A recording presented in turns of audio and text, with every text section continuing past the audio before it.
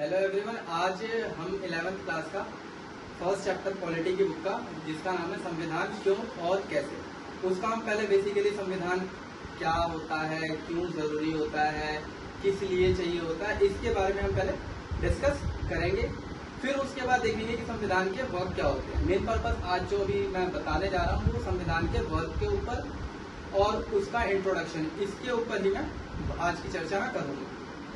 तो हम शुरू करते हैं। संविधान क्या है पहले तो सब, क्योंकि बेसिकली अगर हम देखें तो संविधान ही हमारे लिए आवश्यकता होता है, हमारे लिए या किसी भी देश के लिए संविधान आवश्यकता होता है। तो उसी के बारे में हम इस चैप्टर में हमें बताया गया है, तो हम उसी को एक बारी देखते हैं कैसे है और क्यों है। ठीक है, तो शुरू करते हैं। संविधान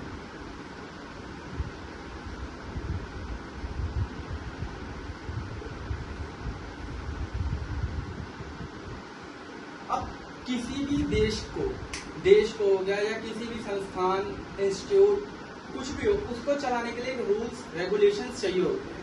ये तो सबको पता है, चाहिए होते हैं, क्योंकि अगर रूल्स रेगुलेशंस नहीं होंगे तो हम कुछ भी करने में असमर्थ होंगे या हम कर नहीं पाएंगे, क्योंकि उसमें हमारे पास समस्याएं ज्यादा आने लग जाती हैं। हमारे पास किसी एक पक्ष के पास या एक साइड के पास पावर बहुत ज्यादा जनरेट हो जाती है, जो मतलब ज्यादा एप्लीकेबल होता है वो अपने पास ज्यादा पावर रख लेता है, और जिसके पास कम पावर होती है वो उसमें ज्यादा इन्वॉल्व नहीं हो पाता है। तो संविधान एक ऐसा चीज है, कह लो या वस्तु कह लो या एक दस्तावेज कह लो, इसमें हमें सारी चीजों को एक तरीके से देखना होता है, जिसमें क्या कहते हैं इक्वलिटी आती है, इक्वलिटी, फ्रीडम, ये राइट टू इंफॉर्मेशन, जैसे बहुत सारी चीजें होती है जिसमें हमें सब कुछ मिलता है। फर्स्ट ऑफ ऑल हम इसमें देखते हैं ये इसकी बेसिकली डेफिनेशन क्या होती है।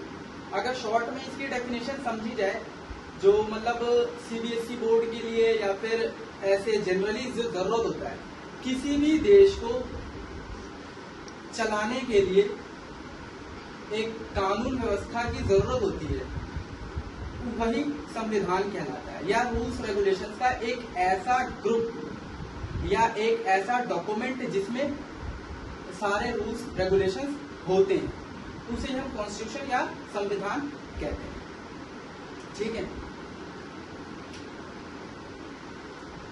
इसकी एक छोटी सी डेफिनेशन मैं लिख करके आपको बताता हूं।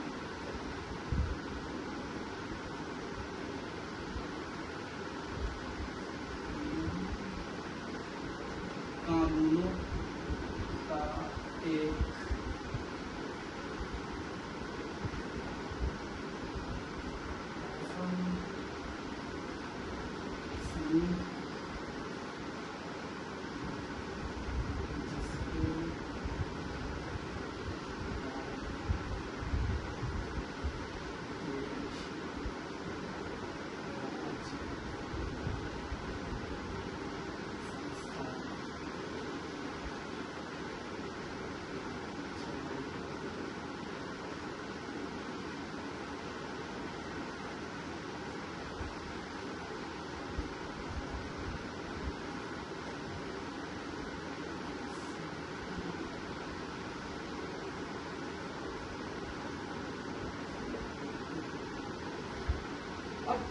इसमें जो मैंने बताया उसमें सिंपल सा ये है, नियमों कानूनों का एक ऐसा समूह जिसके माध्यम से देश, राज्य, संस्था चलाई जाती है, उसे हम संविधान कहते हैं। इसमें ये बेसिकली संविधान जो हमारा भारतीय संविधान है उसका एक ऑफिशियली डेफिनेशन नहीं है, ये मेरे द्वारा या अन्य जो अपने हिसाब से जो बनाते हैं वो ये है डेफिनेशन, जो इजीली सभी बच्चों को समझ में आ जाती है। मैं इससे पहले भी बच्चों को पढ़ाता था, तो मैंने यही डेफिनेशन उस टाइम पे भी समझाने के लिए बताया था, और वैसे एनसीईआरटी बुक में ये डेफिनेशन अवेलेबल है। इसकी अगर वो डेफिनेशन चाहिए तो वो भी मैं एक बार नोट डाउन कर देता हूँ।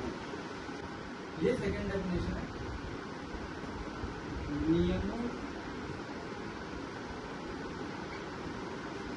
कानूनों का सर्वोच्च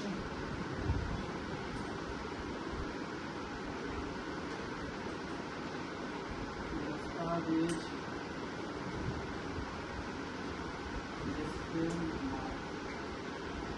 से किसी देश की शासन व्यवस्था चलाया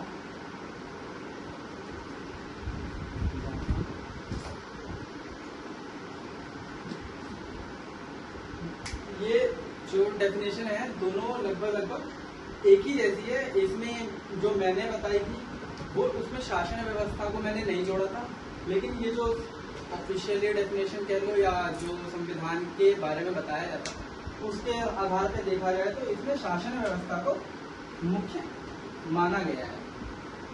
अब ये चीजें जो थी इसमें भी ये बताया गया नियमों कानूनों का एक सर्वोच्च दस्तावेज, जो सबसे बड़ा दस्तावेज है, उस जिसके माध्यम से किसी भी देश की शासन व्यवस्था को चलाया जाता है। ठीक, तो अब इसके बाद हम संविधान के कार्य क्या क्या होते हैं, जिसके आधार पर हम इसकी डेफिनेशन जो हमने तय करा है वो हम समझ पाएंगे। तो अगर हम संविधान के कार्य को पता कर पाते हैं तो हम उसकी डेफिनेशन को भी इजीली और अच्छे से याद हो पाएगा। ठीक है, तो अब हम संविधान के कार्य को देखते हैं।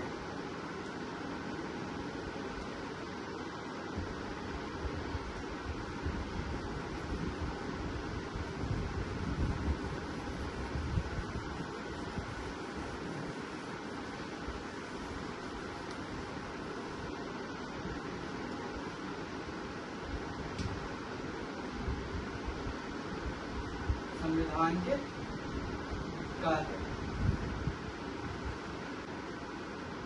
समाज में विश्वास बना करके रखना।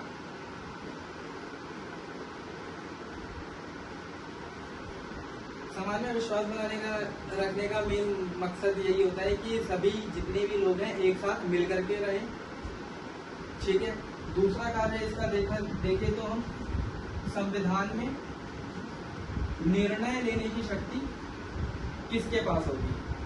संविधान में निर्णय लेने की शक्ति किसके पास होगी? ये भी संविधान ही डिसाइड करता है। संविधान के ही द्वारा सरकार की जो शक्तियां हैं वो नियमित रूप से रहती हैं। वो किस तरीके से उसका उल्लंघन हो तो उसको कैसे रोका जाए, ये सारी चीजें संविधान ही तय करती है। तीसरा है संविधान के द्वारा या सरकार द्वारा जो भी कानून लागू किए जाते हैं वह सभी के लिए बराबर होते हैं, एक प्रकार होते हैं, और उसके ऊपर सरकार किसी मौलिक कर्तव्यों के आधार पर उसे रोकेगा। जैसे संविधान द्वारा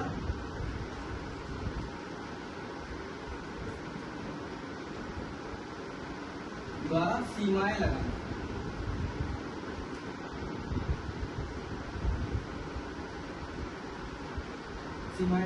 संविधान द्वारा सीमाएं लगाने का अर्थात ये है कि सरकार द्वारा अपनी अधिक शक्ति पाने के बाद वो ऐसे कानून व्यवस्था ना लेकर के आ जाएं जिससे देश की जनता के ऊपर कठिनाइयां हो। और चौथा जो है सबसे इजी